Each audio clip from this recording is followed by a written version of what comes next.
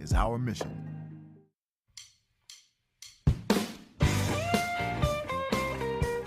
This is Next Stop Mississippi. Before we hit the road, first, I'm going to have to slow the car down, like push the brakes a little bit, because somebody was running to the door. Oh, somebody was running to the door of the car, like, don't leave me. I just hopped out of one car and I'm in another car now. Here's the fun thing. Today, let me go ahead and welcome my traveling partners. Right now, of course, you already heard the BOSS, Java Chapman. Wow. And Java, though, is sitting in a different position today. It gets old, Germaine. You gotta stop. Stop with the I'm not your boss. Boss. I'm not your boss. I'm not your boss. Not your boss. Boss, listen. He's sitting in a different position today. He is in the studio with me. Why? Because Kamel King is out today. Yeah, Kamel, come on. You messing up the rotation. I like my spot behind the glass, behind the console. But I'm in here with Germaine and the microphone. Oh, we miss you, Kamel. Heart you. But yeah, so since Kamel isn't here, I was like, well, we've got an extra seat in the car. Okay. Let me invite Kevin Farrell to the trip today. Kevin's on the squad today. All right, thank you, Germaine. I am so glad you're in the car with us. You're going on the trip. How do you feel about that today, Kev? Pretty good, although I'm going to date myself here. You know, back in the day when my family took trips, we'd had a station wagon. And in the old days, the back seat of the station wagon faced backwards. So I'm the guy in the back facing where we're already going. Yeah. You're kind of like in a limo. I'll buy that. I'll take that. So I'm glad to have Kevin on today. Kamel, of course, is out. But what's going on with y'all? Oh, I was about to say what's going on with us this weekend, but boss, I know. I would say you are. I hope you know. I know. And what we'll do is we'll get into that during the What's Happening segment. Well, we got two things, though. Yeah, we do. And we'll get into both of those. Okay, yeah, during the What's right, Happening. Right. Now that I remember, I was like, I don't even have to ask you. I know your schedule and mine. And then on Sunday, we sleep. Yeah. Then on Sunday, I don't have a cell phone. That's what I'm going to tell y'all.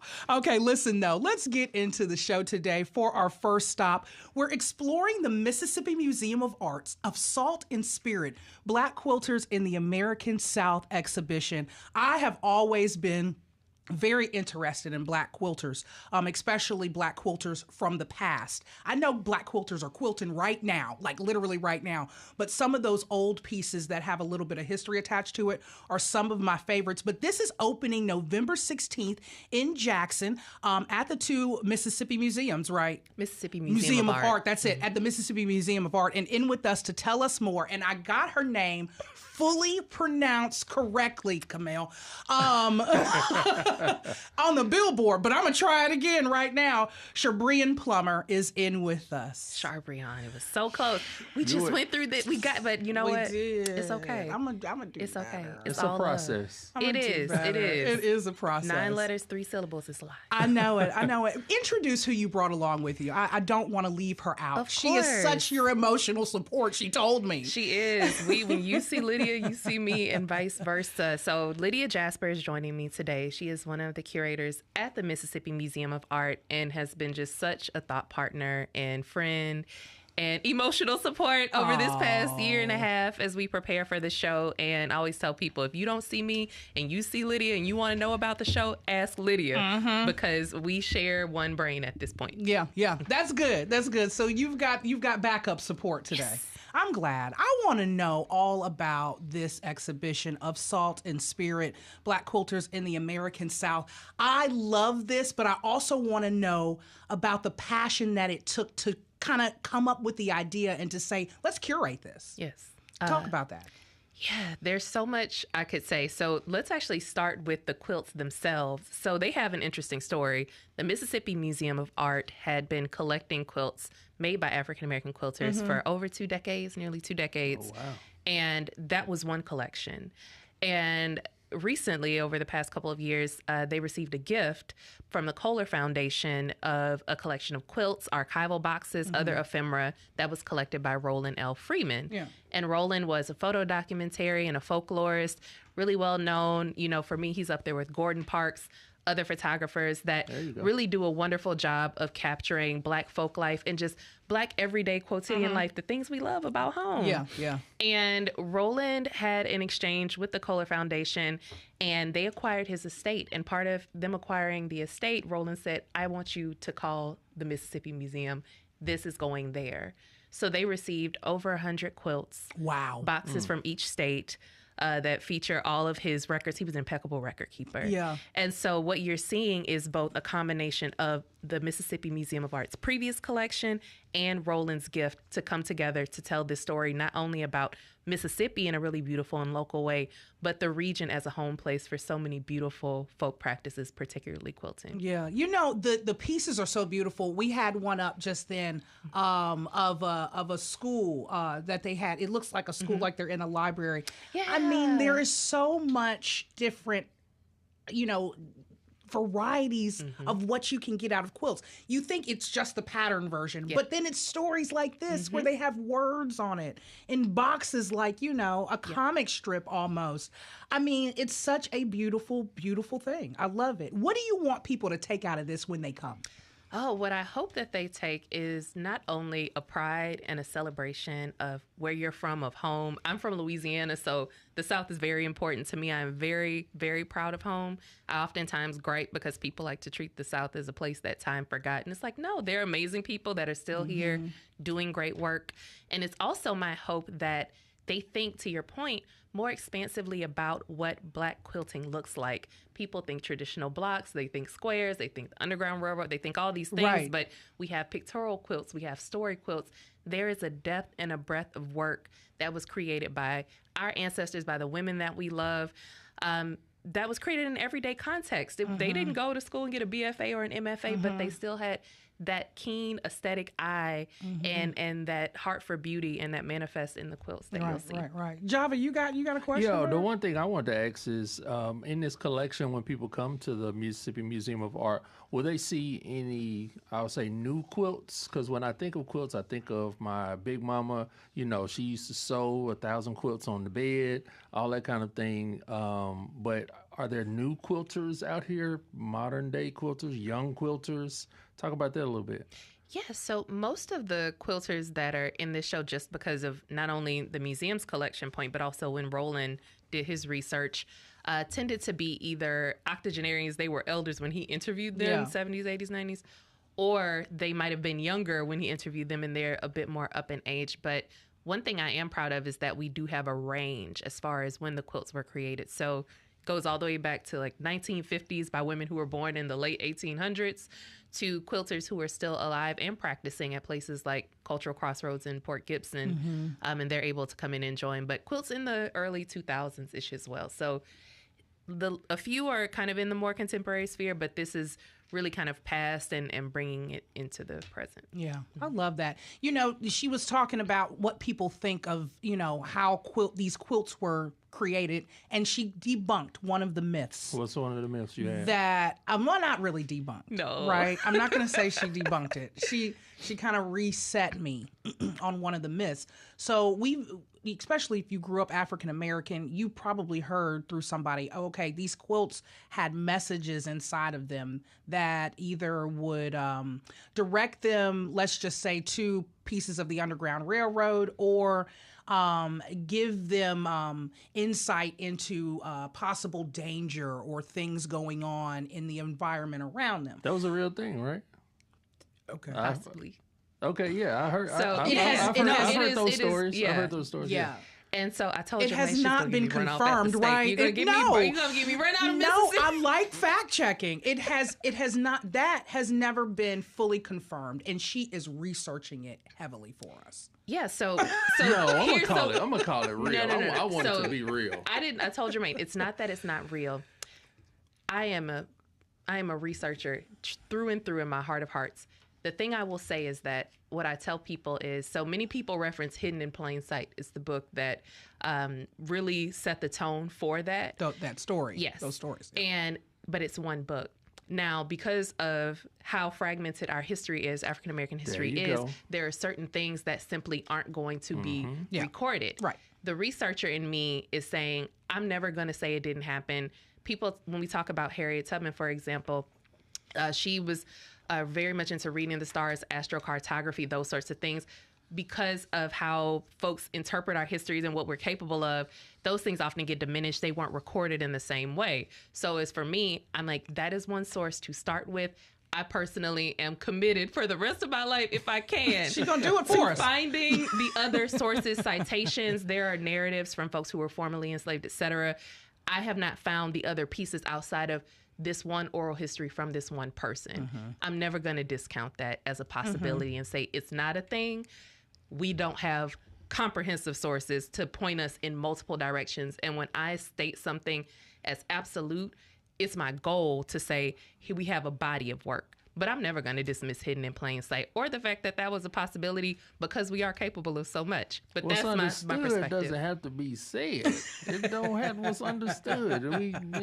Everything doesn't have to be. I know it doesn't. I believe in both oral history and written history and how they work together. And that's so much of our culture. And so when we talked about it, it's something that I don't, lead with only because I like to give people multiple points of information. And just as those oral histories are important in the day and time that we're in, that archive is actually needed. And it's important that we have that too. Thank you. I promise. I told you I wasn't going to burn you at the stake. No, somebody's grandmother is going to come to the opening and say, how dare you, Sharbreon? Look at this quilt right here. You're not going to tell me that these flying geese didn't tell my folks where to go. Right. Now, we went to, and I have to mention this, Java, because we went to a restaurant on the coast. I'm not going to name it now that she's debunked it. I didn't debunk it. I'm playing. But I had went around the corner and they had a display on the wall that basically kind of reiterated what you and I were thinking. They had arrows. This pointed that way. This told them that there was danger ahead. They had it listed out and it looked legit. And so that's why, that actually helped validate what I thought. And then I had her help me. Yeah. I would say see it as a yes and not as an absolute no. Okay, I like that. So here's the thing. You can learn so much at this event about all of this. You can help educate yourself at Of Salt and Spirit Black Quilters in the American South. So everything starts tomorrow. Opening day activities are tomorrow. Let's talk about what the day looks like and what everyone can expect. Oh, I'm so excited. Yes. So I recommend getting there early. You can arrive as early as 10:30. We have a panel discussion that starts at 11 a.m. with myself as moderator, featuring Mr. Worth Long, who is a powerhouse activist, folklorist. This is such a gift for me to have him join us, as well as a quilter, Lamerchi Frazier, who will be the artist in residence at the Mississippi Museum of Art for the show. After that, the Mississippi Museum of Art partnered with the Folklife Festival, which is local. It's happening locally and we'll be here for a few years. And we'll have some folks who are a part of the festival also performing. Chief Shaka Zulu, who is a stilt walker. We have the Caldwell Singers, who bring that staple singers feel. We have gospel, funk, soul. All of those things come together to have a good time. That will wrap up at 2 o'clock. There will be tours throughout. There are activities for kids, all sorts of things. And then after that, we welcome you to go and visit the Folklife Festival at the Welcome to Jackson mural. That's right. So they are preceding our time at the Jackson mural when we will be there for the National Folk Festival kickoff. So what I heard tomorrow, downtown Jackson is going to be a buzz. It's going to be. Yeah, and it's going to, you can make a day of it. Pretty much. So you can start with this exhibition and then you can roll all the way, till the time we hit, everything. And that's tomorrow. So if you just can't make it down tomorrow, this exhibit is going to go through, April 2025? April 13th, 2025. Yes. I love that. I love all of this, featuring more than 50 handmade and machine-stitched quilts by Black Southern artists. This Of Salt and Spirit Black Quilters in the American South exhibition is something that you do not want to miss. Do y'all have a favorite piece? Yeah. Of course. A favorite quilt? I know. Which one? Describe it. I don't know if I grabbed the photo of it, but describe one. What do you think? Out of all of them, Chickens by Essie Mae Buck. Okay, It'll bring a smile to your face. What describe what that one looks like? If you could see a field of chickens, 40 chickens or something. Yeah. Awesome. exactly that. How big is it? Are they large? Yes. Some of them are large. Almost, I would say 90% of them are very large. There are a few small quilts. All of these quilters worked large scale because they were functional. So they fit on beds, many of them, and they were utilitarian quilts. They weren't just art pieces. So queen, king size, several of them. Yeah, several. Okay, okay. And then some of them were worked on over years and years and Yes. years. You can see some of the old work on it versus some of the newer work. Yes, but many of these women, they were adamant about quilting. So some of them were done same year. Some quilters, they work so fast. Miss Atlas, who's still living, who'll be there, she'll tell you to this day she makes lap quilts. She said like 12 in 2 weeks. Yeah, yeah. I was seeing some of the photos with Maya Angelou on there. I mean, she was into quilting as well. Oh, yeah. There's an archival area where we have a transcript of the recording that Roland did where she talks about her mother's quilt and how she went and sat on it under a tree and it helped her to write when she had writer's block. And she also learned how to quilt too. So really beautiful vignettes. Oh, and it's so much to learn, and I love it. If people wanted more information about this exhibition, where could they go? They could visit the Mississippi Museum of Art's website that has everything listed there. Lydia, I don't want to misquote it. Can you give folks the exact site, please? It is msmuseumart.org. msmuseumart.org, and you can get more information. Everything is starting tomorrow. The exhibition opens again when? Tomorrow, everything kicks off at 11 a.m. 11 a.m. You can come a little bit earlier. Visitors are encouraged to visit the Medgar and Murley Evers Home National Monument before that, around 9 a.m. So you all can do that. But I thank you so much for coming on. I really do. Sharbreon, I'm going to get it. Some way, somehow. I love it. I love you, and I love this exhibition. Lydia, thank you so much for joining us as well. Listen, we're going to head into a break right now, and when we come back from the break, we're checking out what's happening around your neck of the woods. This is Next Stop Mississippi on MPB Think Radio.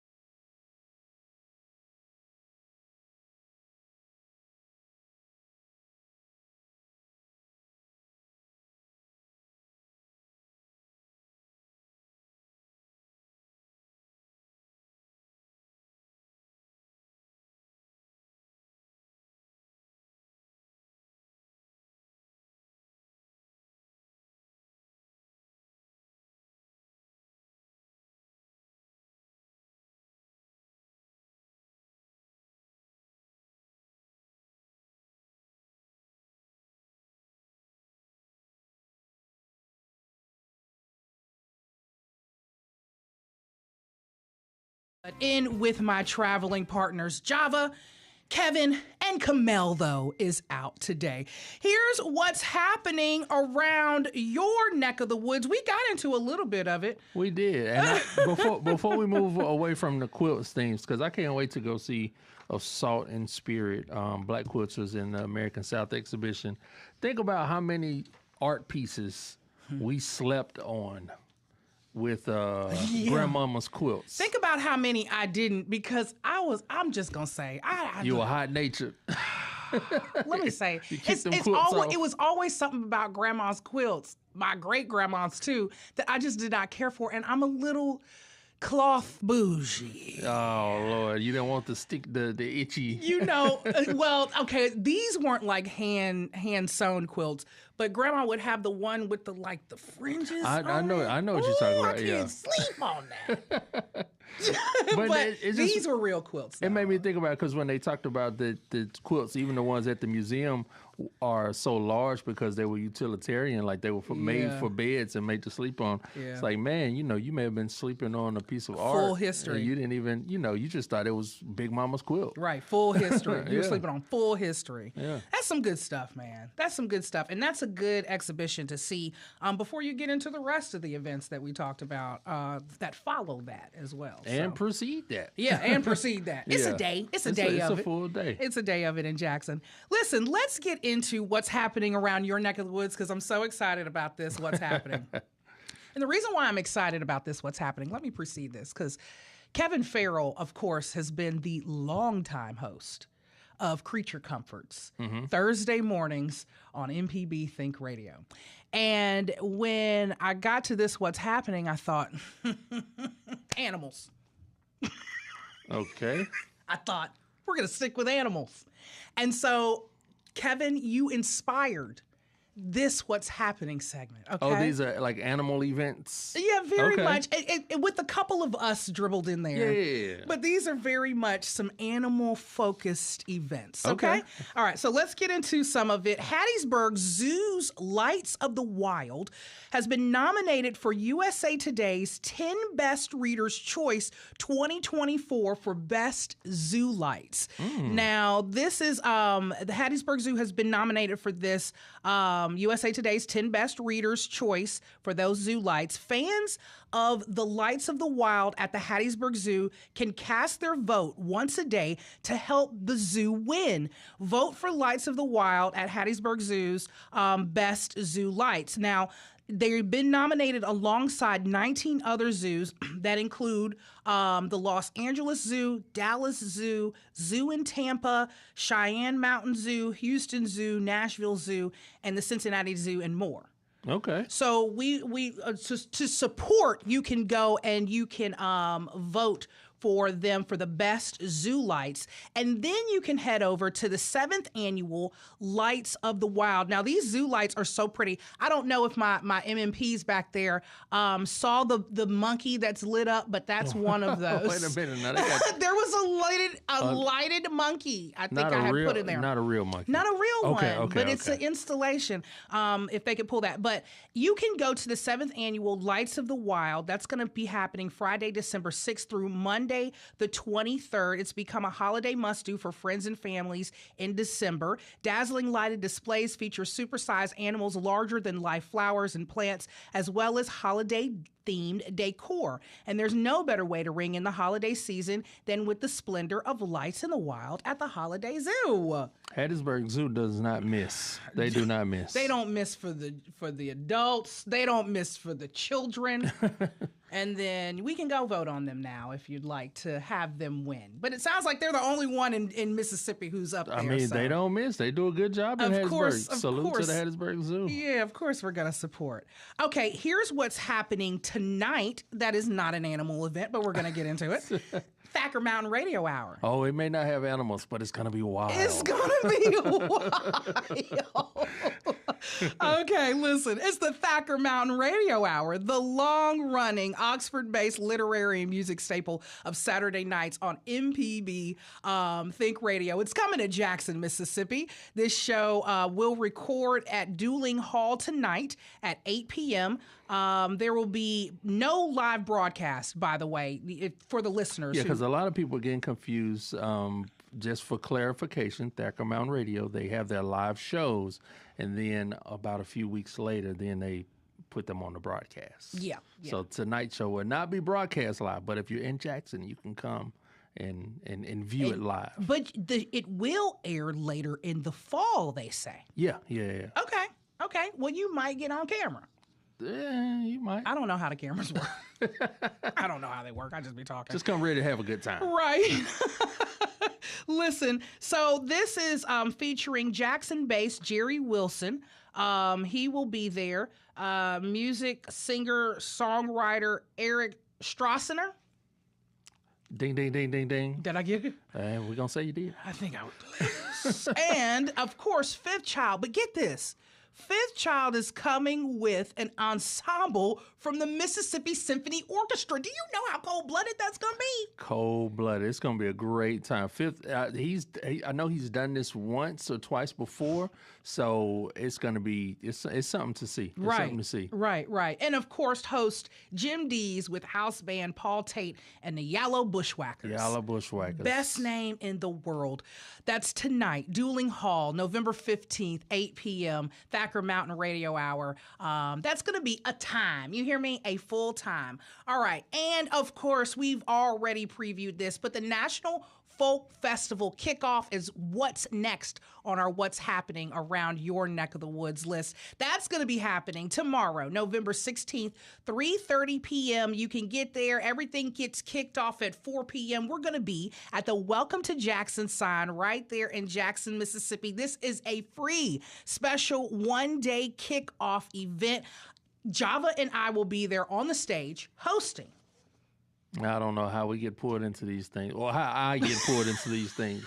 But yes, I will be there, and you will be there, and Yamani Kamiri will be there, and Eddie Cotton will be there, and just a whole bunch of other folks. Edwin Perez Isu Orquesta. He's gonna be there. It's gonna be a lot of fun. It's gonna be a lot of fun at the Welcome to Jackson sign. This is a glimpse, though, of the breadth and cultures and artistry that audiences can expect at the full National Folk Festival. Again, like our previous guests were saying, we get to have that now from 2025 to 2027, and it's been all over the nation, and now it's coming here to the city of Jackson. It's his first time in the Deep South, so we're going to put our Mississippi shine on. The birthplace of America's music. I mean, it's no better place. That's right. So it's the nation's longest-running traditional arts event, a free 3-day outdoor multicultural celebration of the nation's finest traditional arts.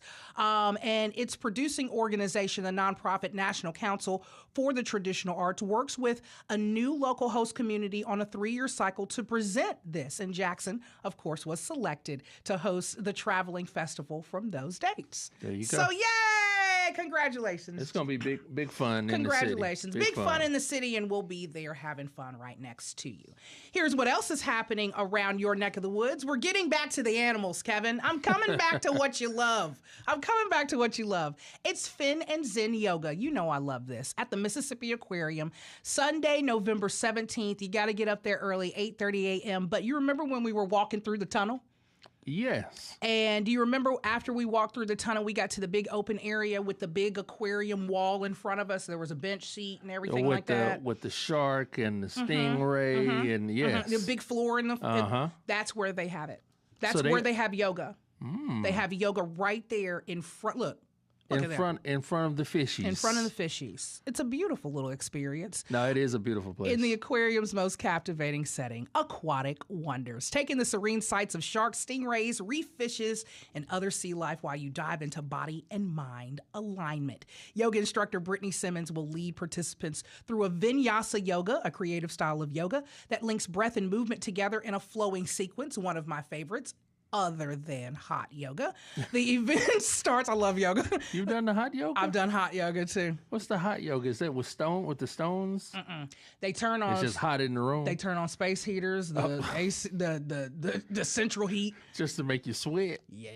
Oh, wow. Yes, those muscles start slipping. You'll get into any position they ask you to. Okay. If you can. The event starts before the aquarium opens to the public at 8:30 a.m. Again, that's Fin and Zen Yoga at the Mississippi Aquarium. Take me back. And this is not hot yoga. But just don't splash me, Axel. Oh, talking about the dolphin. The dolphin.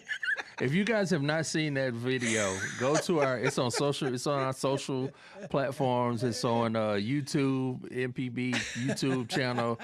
Germaine gets splashed. And then Germaine gets sick. In the mouth. And then Germaine gets sick after she gets splashed. By Axel the dolphin. Germaine gets sick after she gets splashed. Okay, listen, here's what else is happening around your neck of the woods. Here's another yoga event that I think is so adorable. Goat yoga in the mound. Now I've seen this. The goats, they jump on your back. They on your back. They jump on your back. The goats are on your back. So listen, Friday, November 22nd, next Friday, look at that goat. Look at that goat on that back. On the back. Goats on your back. It's a goat on the back. Somebody come look at this. Somebody look at this goat down that lady's back. Friday, November 22nd, 4 p.m. in Memphis, Tennessee. When it comes to goats, the greatest of all time animal? No. Orange Mound is no stranger. So why not bring a few to the next yoga session? They're asking you to come and stretch it out with them and the goats during a free goat yoga workout with 901 goats. These goats got an area code. Spaces are limited because they only got, a certain number of goats. But you can register online through the Memphis Public Library's event calendar. Goat yoga in the mound. You're going to have a goat on your back next Friday at 4 p.m. Kevin, is that one of those? I know you play tennis. Yes, I do. It has nothing to do with this, but would you? Would you play goat tennis? Would you play goat tennis as they ran around you?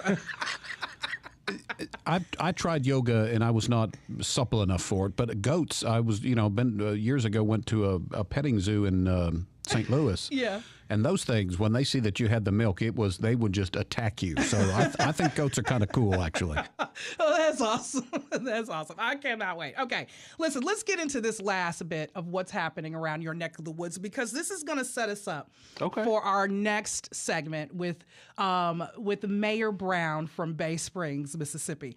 So I'm excited about this. So, Kevin, this is a game you've got to play along with us. All right. I have named this very quickly. Okay. Have you ate this yet? Have you ate this yet? Oh, I'm scared. Look at that. I'm scared already. And you see how quick I named it. Have you ate this yet is our game.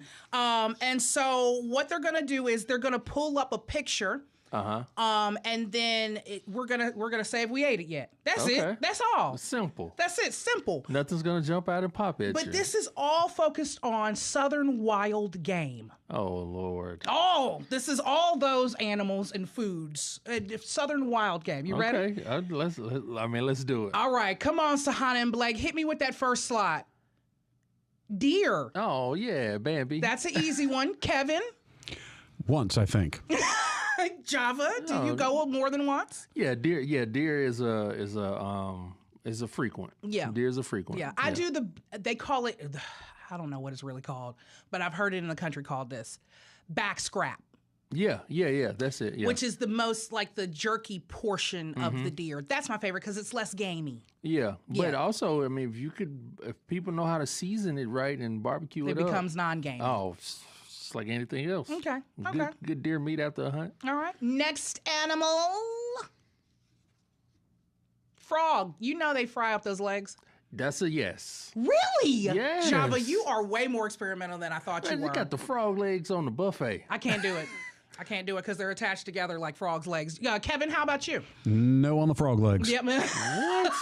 No, and they come separate. You can get a little like one-on-one. You don't have to eat two. That fry don't make everything better. I promise it does. It helps. It sure helps. And it does not taste like chicken. I can't believe that. It does. Because it comes out of the swampy waters. There's no reason for that. I'm going to ask you a question. Have you ate that yet? No, but I can look at it and you tell. You can't say it doesn't taste like chicken because it does taste like chicken. It does. Y'all, hit us with the next slide. I ain't eating that. Gator. Yes. Java. Gavin? Yes, it was at the state fair one year. Oh, really? They had it there? Yes, they did.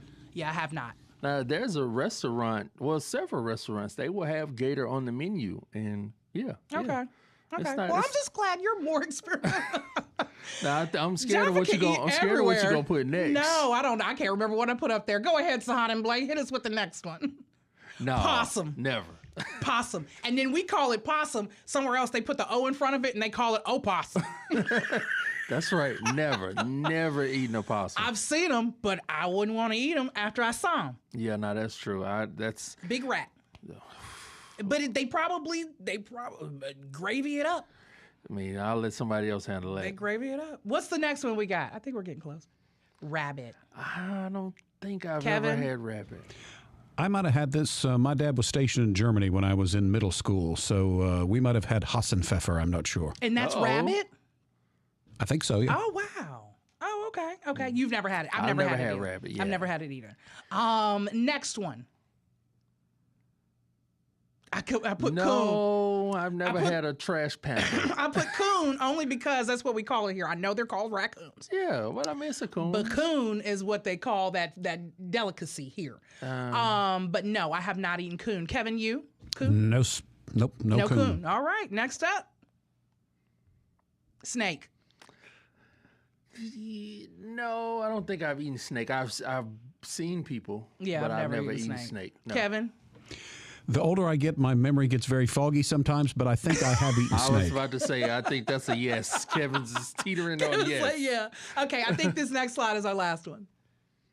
Squirrel. Oh, squirrel. Now, I know a lot of people. I've been hunting for them with somebody, but I have not eaten it after we hunted for it. No, I have not eaten squirrel either. Kev? I've never been on that. No on the squirrel. No on the squirrel. Well, that test star, have you ate it yet? Have you ate this yet? Yeah. Knowledge? Well, I mean, I still flunked. I didn't eat all the back half. Y'all stacked the front and made Java look like a big hungry man. But... You are a big hungry man. That's okay, Java. It's okay. Listen, it's time for us to take a break. On the other side, it's a final stop in Bay Springs to taste our taste buds. I'm going to get it out. Java, don't leave me like that. To test our taste buds' courage at the Jasper Wildlife Jamboree and Magnolia State Bank Wild Game Cook-Off happening November 16th. You're listening to Next Stop Mississippi on MPB Think Radio.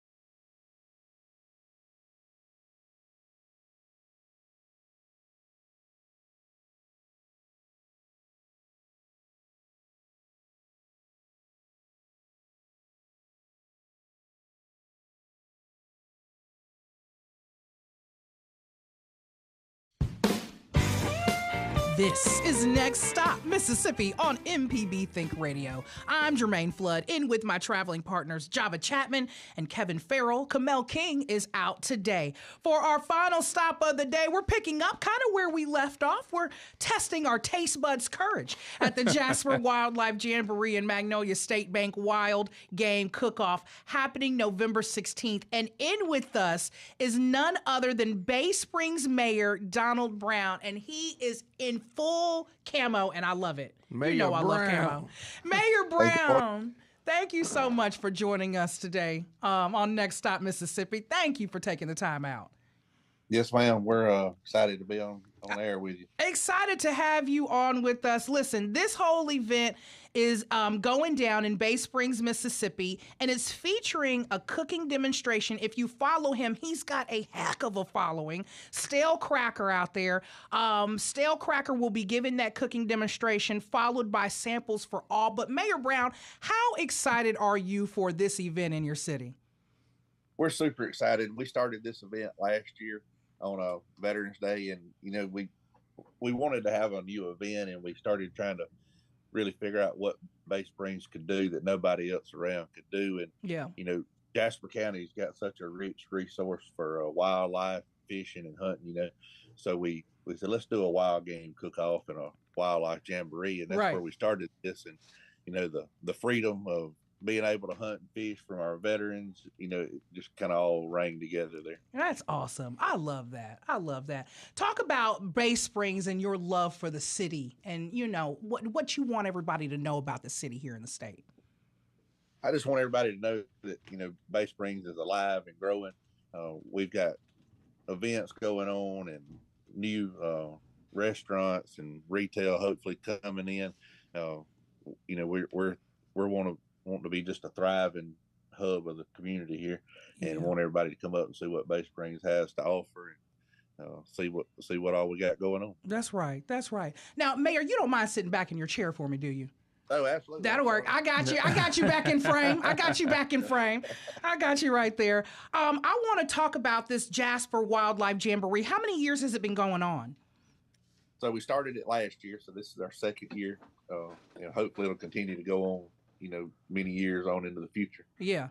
Now, Mayor Brown, with the Wild Game Cook-Off, do you enter something into the competition? Well, I've got some friends that have a cooking team that we've cooked around and won several things, but me being affiliated with this, I step back and let seem like it's being Yeah, somebody slipped him a wild game package on his doorstep. Showing some favor out there. Like, I got this quail for you, Mayor.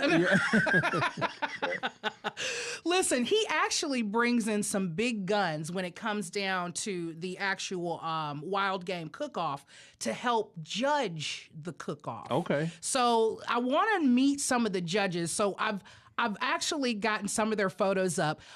Jerry Crawford is the first judge. Talk about him, Mayor. Mr. Jerry, he's just a pillar of the community. He's retired military, retired as a maintenance man at a poultry plant here in Bay Springs where I think he was there 25 years and I think 35 in the military. He's a Pee Wee football coach for the community. He's just an outstanding guy. You won't meet anybody any better. Are these look, before I get into the other judges, are these judges who know about wild game and what it should taste like? You have to have some. You can't just be like me. Yeah, you can't be. Well, I would say so. They've been around the community, and I'm pretty sure they've had their taste of wild game before and know what they're getting into. Yeah. There's some qualifications. Yeah, there's got to be some qualifications there. You can't just be hopping up like, right. I ain't never tried this. You can't just do that. You need to know one snake from another. One well-cooked one. Okay, judge number 2. I'm going to hold stale cracker to the end, but judge number 2, Marvin Jones. He's an actual real-life judge, though, right? Yes, ma'am. He's our county judge here in Jasper County. Well known around. He's a good guy as well. I don't have enough things to say about him really, but that's awesome. He should know his way around a little wild game as well. Yeah. I believe it. And of course, judge number 3, Stale Cracker, grew up in South Louisiana. We love anybody who cooks. I love anybody who lives in Louisiana, grew up in Louisiana, and cooks there. Watching his grandfather cook for the entire family and community, and his goal is to bring back the lost art of Cajun cooking. Talk about y'all getting Stale Cracker to come and be a featured demonstrator at this event. Yes, ma'am. So last year we had Mr. Bruce Mitchell, the alligator guy. He was a big hit, and he brought a pretty good following with him as well. And we were thinking, what can we do to top Mr. Bruce Mitchell from last year? Yeah. I follow the Stale Cracker, and I really like how his enthusiasm as he cooks and keeps the crowd going. So that's kind of where we, started our adventure after him, and we reached out to them, and they were more than willing to accommodate us and come up. So it was a good experience so far. Right. I love it. Now, Mayor, I've got to ask you, what's the wildest game you've eaten? Uh-oh. Myself. Oh man, that's a good one. Probably coon. I mean, I'm not real crazy about it. Yeah, I mean, when I say crazy, I mean I haven't eaten snake. I I've eaten some plenty of different varieties of it, probably coon or now raccoon. Like that. See that's somebody who, Mayor, you really are about wild game. He's about that life. He's about that life. He's about that wildlife. Because coon is not that crazy. To me, coon is crazy. It's the wildest one. It's the wildest. Like, come on, I can do the frog legs. I mean, we've got talk of some turtle soup. Might be look at that picture. That whole. Now look, Mayor, we've got a photo up. And it looks like, can you guess? Alligator. But what's in its mouth, babe? What's in its mouth, Job? That's something in it. Like a chicken or a rabbit. A rabbit in the alligator mouth. What are we doing, Mayor Brown? So do they have displays like that a lot out there where they have it where the alligator is cooked and the rabbit is cooked and they've got it kind of displayed together? Yes, ma'am. There's one team called the Amigos, and they cooked smoked alligator last year. And matter of fact, Mr. Bruce Mitchell said it was the best smoked alligator he's ever had. And for a Cajun to accommodate you that way, that's real. That way, that's pretty. So they had the alligator that was curled around, and they had something in its mouth, if I recall, on the smoker, and it was a pretty display when they pulled it out there. Yeah. And it was a crowd favorite as well. Right. Hey, talk about, it just reminds me so much of, I went to school, my parents were in the military, grew up in Gulfport, Mississippi, but talk about the merging of kind of like cultures and foods as it relates to the Mississippi Gulf Coast with Louisiana and their Cajun flair on it. It's just all right there. Yeah, I know. It's all right there. At the end of the day, we're all a big family. I love Cajun food, and I love wild game, and I love it all really. So I think it's a good mix of everything. We had red snapper balls last year. That was a hit. It was one of our fish winners, and that's saltwater fish. And then we had freshwater fish. One guy cooked almost 400 brim last year that he caught right here in Bay Springs, matter of fact. And so we've got every different direction that you can imagine that coming in here as far as game and fish. And there's just no telling what you may see. I know we got quail gumbo coming back this year. That was a winner last year. The red snapper balls, I don't know if that guy's going to be able to make it back. He opened a restaurant during the summer, so I think he's busy with that. But we've just got good stuff. Good stuff. Good stuff coming. Good stuff coming. I love it. So Talk about one other judge. No, go on. We're going to announce today, Mr. Kevin Blakeney. He's a restaurant owner here in town, and he's a connoisseur of sorts. So y'all will get to see him hopefully.